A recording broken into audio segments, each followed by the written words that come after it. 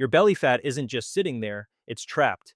And if you've hit a plateau after 40, it's not your diet that's failing you.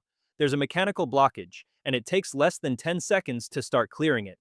That blockage isn't in your metabolism or your hormones, it's in your lymphatic system, the one your doctor has never once mentioned in relation to the fat around your waist. The drain nobody told you about.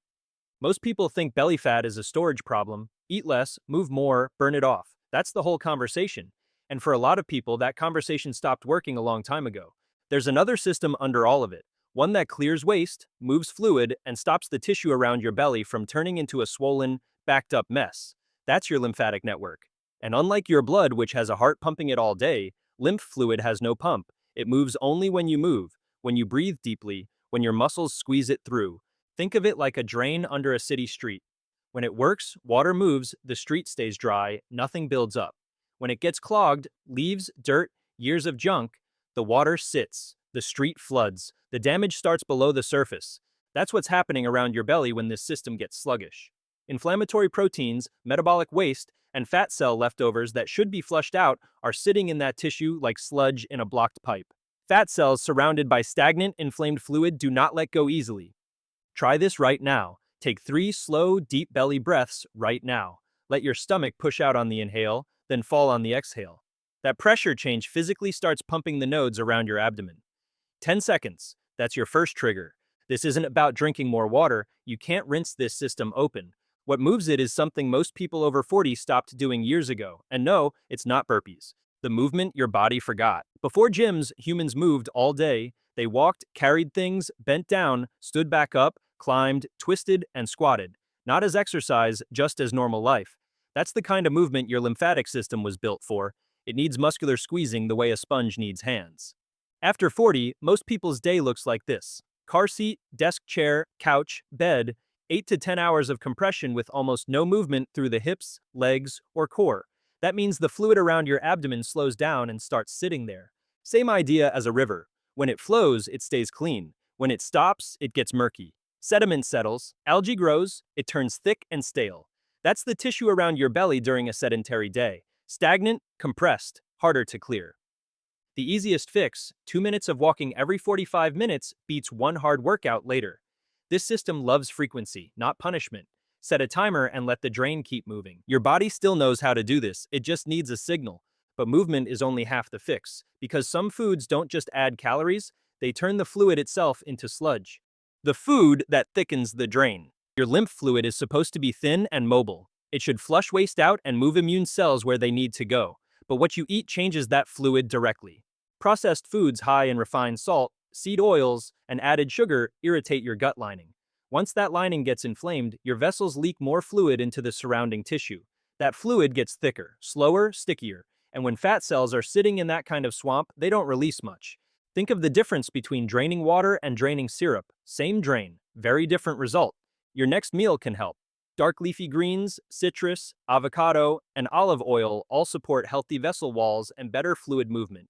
You don't need a perfect diet by tonight. Just make the next plate less inflammatory than the last one. Cutting ultra-processed food isn't just about calories. It's about whether the system around your belly stays flushable or turns into a backup. And once that backup starts, stress makes it worse fast. The cortisol connection. Stress has a favorite storage unit, your abdomen. When cortisol stays high for weeks or months, it tells your body to store more fat around the midsection. At the same time, it drives more inflammation into the tissues and makes drainage worse. More storage, less clearing. Here's how the loop runs. You're stressed. Sleep gets worse. Cortisol stays high at night. The gut gets leakier. More inflammatory waste ends up in the fluid around your belly. That tissue gets puffier, thicker, and harder to clear. Then you wake up frustrated, which adds more stress. Perfect design, if the design goal was to annoy you. Cortisol is the construction crew that shows up right after you unclog the drain and dumps a fresh load of debris directly on top of it. One earlier bedtime matters more than most people think. Your body does its best overnight repair before midnight. One good night doesn't fix everything, but it starts lowering the pressure on the whole system. You can't outwalk a cortisol problem, and a lot of people are feeding it before 8 a.m. without realizing it. The morning mistake. Most people start their day with coffee on an empty stomach. It feels productive, like discipline. It also hits cortisol at the exact time cortisol is already peaking. Here's the part people love arguing with. Coffee before food can spike cortisol harder, stress the gut before it's ready, and make morning puffiness worse in people who already have a backed up system. People defend that habit like it's a personality trait. Your biology is not emotionally attached to your coffee timing. This is not about giving up coffee, it's about sequence. A few bites of protein or fat before the first cup changes the whole response. Less stress, less gut irritation, less fluid backup. Tomorrow morning, eat something small before coffee. A few nuts, a bite of egg, a little yogurt, then have your coffee. That's a real test you can feel within a day or two. And don't skip movement. A 10-minute walk after waking up restarts drainage faster than almost anything else. Add deep belly breathing while you walk, and you've just turned a basic stroll into a mechanical flush. Most people will stop there and already get results. But the people who still can't shift the belly usually have one deeper problem: the layer nobody sees. Under your belly fat, between the fat and the muscle, is a layer of connective tissue called fascia. When it's healthy, it stays loose and flexible. When it's been compressed for years, it tightens up and starts acting like shrink wrap around the tissue underneath. That matters because the tiny vessels that drain fluid run through that layer. When fascia gets tight, it physically limits how well fluid can move out. This is the hidden level of the problem. Most people don't even know this layer exists, but if you've cleaned up your food, walked more, fixed your sleep, and the belly still feels stuck, this is where the story gets more interesting. A garden hose with a rubber band wrapped around it. The water's there, the path is clear, but that one squeeze won't let a drop through. 30 seconds of light clockwise circles with your fingertips just below your navel before a walk can help stimulate this area. Gentle pressure. You're not bruising steak, you're waking up tissue that's been ignored for years. It feels strange the first time. That's not a bad sign. That's the sign you found a layer that actually matters. The 20-minute drainage protocol. This isn't a workout, it's a sequence. Start with 2 minutes of deep belly breathing before you get out of bed. Hand on stomach, slow inhale, slow exhale, let the abdomen rise and fall. That pressure shift starts moving fluid through the nodes around your belly before your day even begins. Then do 30 seconds of gentle abdominal massage, clockwise circles, light pressure, just enough to wake up the tissue and prep the area for movement. Then walk for 10 minutes. Not fast, just steady. Let the arms swing. Let the torso rotate a little. That motion is the mechanical squeeze your vessels need.